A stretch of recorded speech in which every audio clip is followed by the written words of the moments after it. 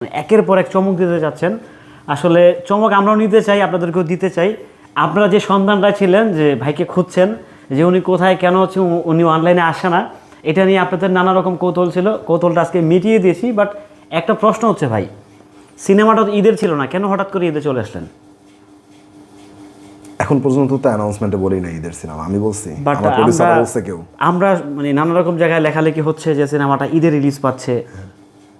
সেটা তো আমার কোনো স্টেটমেন্ট দিই নেই আমি, অথবা প্রোডিউসাররা, মনে হয় না, আমি যতটুকু জানি মনে হয় না। সো ঈদে আসলে দেখা যাবে। মানে ঈদে আপনারা মোটামুটি প্রিপারেশন না এখন পর্যন্ত ঈদে? আমরা প্রিপারেশন ঠিকঠাক ঈদে আসার জন্য। আমি স্বাভাবিকভাবে চাই যে ঈদেই ছবিটা আসুক। যেহেতু সিনেমাটা একদম ফুললি অ্যাকশন, একদম ফুল টাইপের অ্যাকশন, মানে আমাদের বাংলাদেশের যে গতানুগতিক যে ভিলেনগুলো থাকে তাদেরকে নিয়ে কি কাজ করবেন? গতানুগতিক কি আসলে এটা আমি বুঝি না। মানে থাকে না যে একটা মানে ধরতক্তা মারবে কিছু একটা, যে মানে নায়িকাকে ধরলো একটা, আমাদের দেশীয় যে ভিলেনগুলো থাকে আর কি।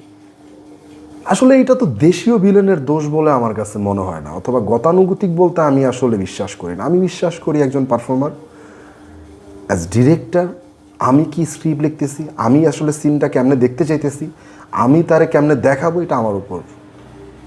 শাকিব খানের সঙ্গে হঠাৎ করে বরবাদ সিনেমা নিয়ে কীভাবে আসলে ইনক্লুডিং হলেন?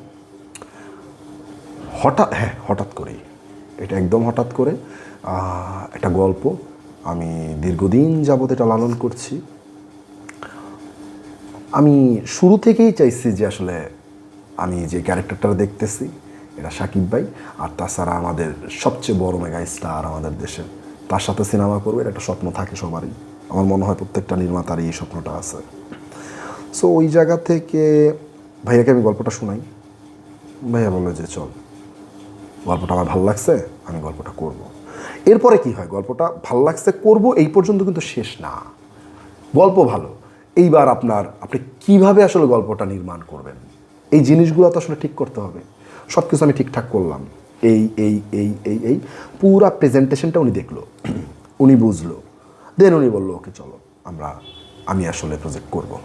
এই সাকিবিয়ানদের একটা প্রশ্ন আপনার প্রতি, এটা আমি বারবার পেয়ে থাকি, যদি আমি একজন কন্টেন্ট ক্রিয়েটার সাকিব খানের হয়ে কথা বলি, আপনি অনলাইনে অ্যাক্টিভ না কেন? কিংবা কোনো সোশ্যাল মিডিয়াতে হোক, কিংবা কোনো টিভি চ্যানেলে হোক, কোনো রিপোর্টে আপনি যাচ্ছেন না কেন? কিংবা কোনো নিউজ দিচ্ছেন না কেন?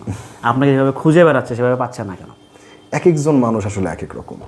আমার মনে হয় যে টেলিভিশন আসলে অথবা অনলাইন, এটাতে আমাকে খুব বেশি টানে না, একদম সত্যি কথা। আর এখন যে আমি অনলাইনে আসব অথবা টেলিভিশনে যাব, যা একটা ইন্টারভিউ দিব অথবা করব, তো এখন না আমার সময়টা কাজের ভাই। আমার এখন প্রি প্রোডাকশন করতে হইতেছে সিনেমার, মানে সামনেই শুটিং, তো প্রিপারেশন যত ভালো নেওয়া যায়, প্রিপারেশন যত ভালো নেবেন সিনেমাটা তত ভালো দেখবেন। তো আমি এই সময়টুকু না এইখানে নষ্ট না করে, নষ্ট বলবো না, এই সময়টুকু এইখানে না দিয়ে আমি আসলে কাজটাকেই দিতে চাই।